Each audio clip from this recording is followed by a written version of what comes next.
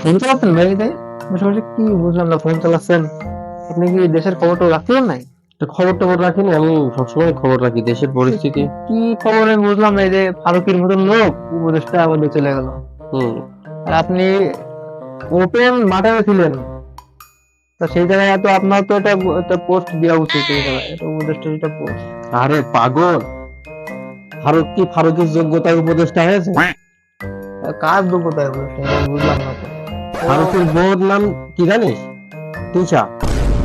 বাংলাদেশে এমন কেউ নেই যে তার ফ্যান ফলোয়ার না। ও তো ওই ভোটেই তো প্রধান উপদেষ্টা হয়ে গেছে। আর আমরা এখনো বিয়েই করতে পারলাম না, আমরা উপদেষ্টা হবো কি করে? A few minutes later. তাহলে তো ভাইরে একটা মডেলিং দেখে বিয়ে দিয়ে দিতে হবে। কিন্তু বিয়েটা যে কার সাথে দিই, কার সাথে দিই বিয়েটা, কার সাথে? ও, আরোহী মিম রে। আরোহী মিম তো আমাদের সাথে সেদিন মাঠে ছিল। ওর মধ্যে একটা রাজনীতি একটা ফিল আছে। ভাইয়ের সঙ্গে দিয়ে দিলে দুজনের ভালো মানাবে নেব।